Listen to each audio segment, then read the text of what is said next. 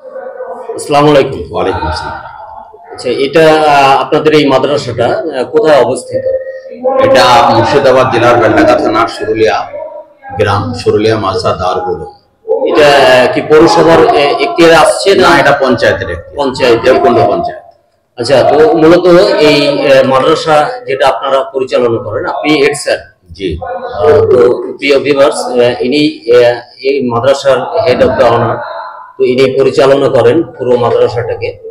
তো আপনাদের যে মাদ্রাসাটা, তো এটা গভর্নমেন্টলি কিছু আপনারা কি কোনো অনুদান বা কিছু একটা আপনাদের কি ফ্যাসিলিটি রয়েছে পশ্চিমবঙ্গ সরকারের তরফ থেকে? এই মাদ্রাসাটা আসলে অঞ্চলের সম্পূর্ণ জনসাধারণের দাবি, সম্পূর্ণ। জি। বাইরের বা বিদেশের কোনো অনুদান এখানে নাই। জি। এখানে আমাদের এতটা অঞ্চলের বেলডাঙ্গা তথা মুর্শিদাবাদ তথা নদিয়া তথা পশ্চিমবঙ্গ বা কিছু হয়তো আমাদেরই দেশের অন্য রাজ্যের সামান্য দান থাকে। সাধারণত আমাদের স্থানীয় দানেই চলছে। সরকারি কোনো অনুদান এখানে আমরা নেই না বা দেয় না, বা সেখানে সেরকম কোনো অনুদান নাই। মূলত এই মাদ্রাসা চলছে মুসলমানদের জাকাত, ওশর, ফিতরা, এককালীন দান, যেমন গম, ধান, পাট, যে কোনো ফসল হলে মাদ্রাসায় মাদ্রাসা প্রেমী যারা আছেন সকলে দিয়ে যান, আর সেই দান থেকে আমাদের এই মাদ্রাসাটি চলে।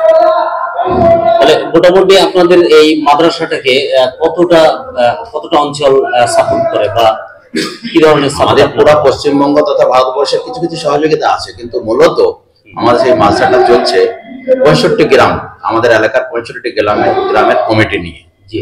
65 গ্রাম এই মাদ্রাসাটা পরিচালনা করে।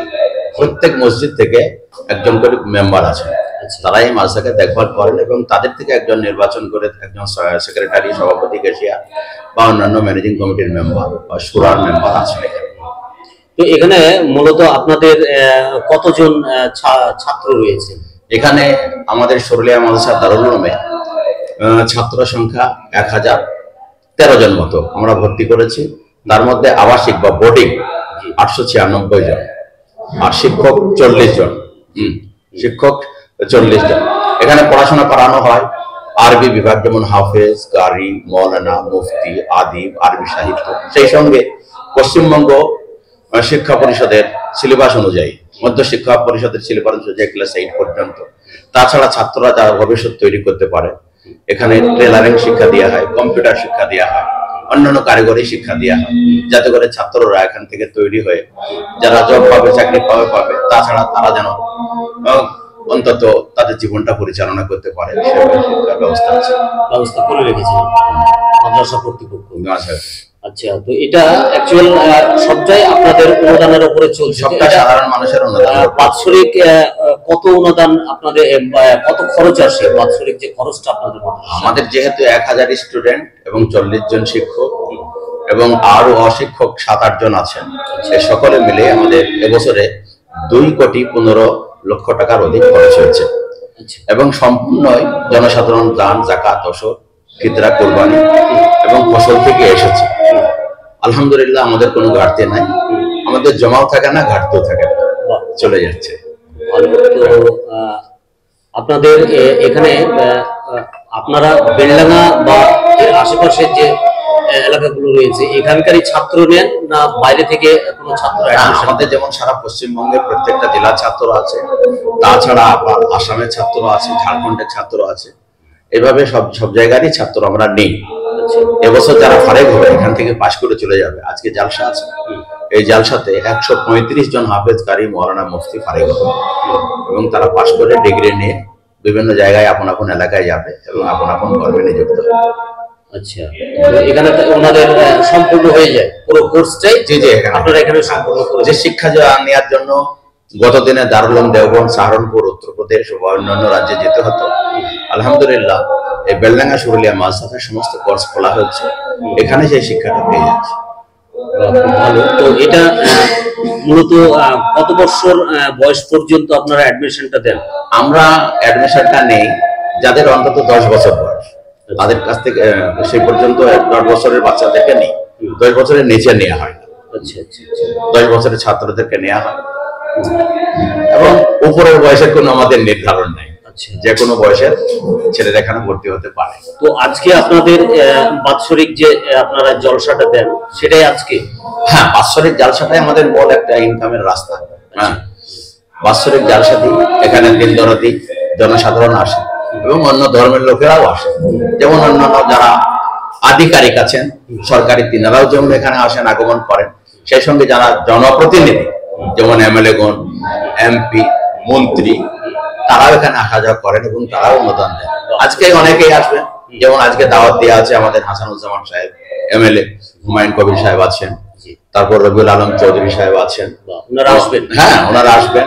তারপর জাফিকুল সাহেব আছেন, তারপর শৌমিক হোসেন আছেন, হ্যাঁ, এইভাবে রাজীব হোসেন আছে। সকলকে আমন্ত্রণ করা আছে, সকলেই আসবেন, কথা দিয়েছেন, সকলেই আসবেন। গতকাল কি সিদ্দিকুল্লাহ চৌধুরী সাহেব মাননীয় মন্ত্রী সাহেব এখানে এসেছিলেন, উনি থাকতে পারলেন না, চলে গেছেন। হ্যাঁ, উনি এখানে ছিলেন, দেখা করে গেছেন।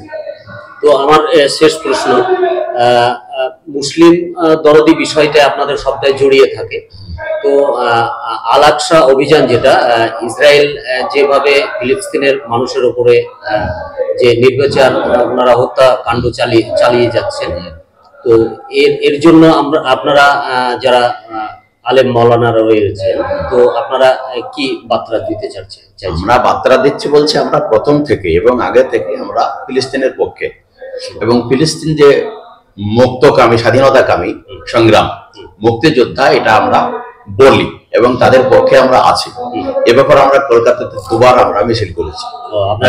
7ই অক্টোবর যখন হামলা হলো, যুদ্ধ শুরু হলো, ইতিমধ্যে দুবার আমরা কলকাতাতে মিছিল করেছি এবং আমেরিকার দূতাবাসে আমরা স্মারকলিপি দিয়ে এসেছি এবং আমরা দোয়াও চাচ্ছি এবং আমরা চাচ্ছি যে ফিলিস্তিন যেন একটা স্বাধীন রাষ্ট্র হোক, এটা আমাদের দাবি।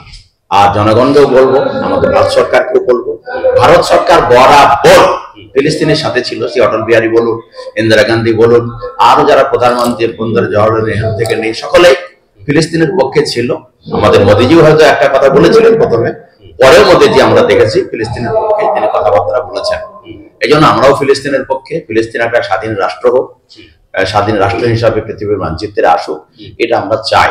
এবং আমরা আমাদের দেশের মাননীয় প্রধানমন্ত্রী জনাব আমাদের মোদিজির কাছেও আমরা আবেদন করব যে তিনিও সাপোর্ট করবেন। তো আপনারা তো অ্যাকচুয়াল পশ্চিমবঙ্গে অবস্থিত, তো এখানকার যিনি মুখ্যমন্ত্রী রয়েছেন মমতা ব্যানার্জি, তো উনি এখনো পর্যন্ত কোনো বিবৃতি দেননি। এর পরিপ্রেক্ষিতে আপনারা কি বলবেন? মুখ্যমন্ত্রীর বিবৃতি দেননি, তেনাদের কিছু বাধ্যবাধকতা থাকে, কিন্তু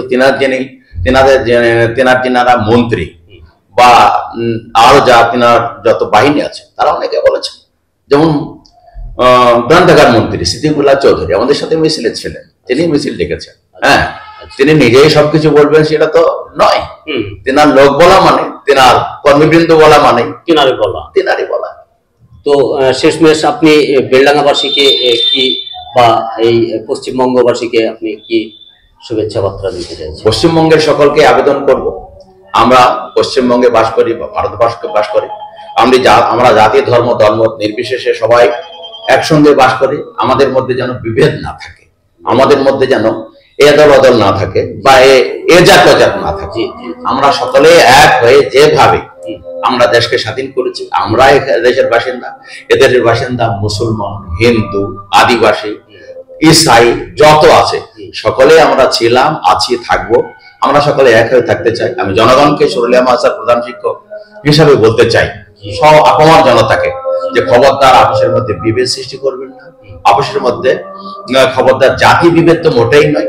আপনারা যাকে ইচ্ছা আপনারা ভোট দেবেন, আপনাদের সে স্বাধীনতা আছে, কিন্তু দেশ হিসাবে সবাইকে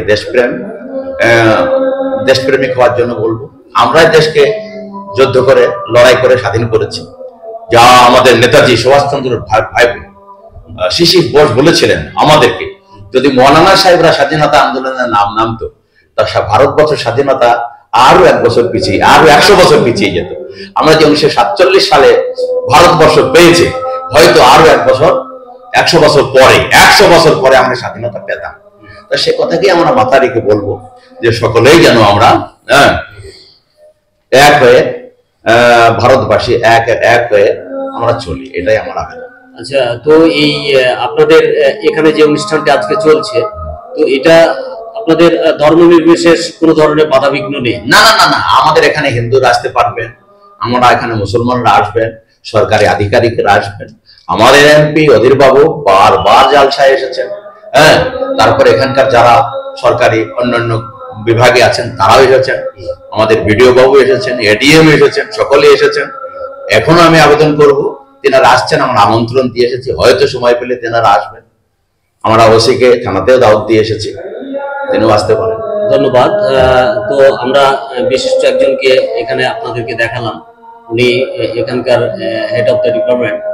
তো ওনার বক্তব্য শোনালাম, দর্শক আপনারা আপনাদের হিসাবেই আপনাদের রায় দেবেন। তো ধন্যবাদ আপনাকে আপনার মূল্যবান সময় দেওয়ার জন্য।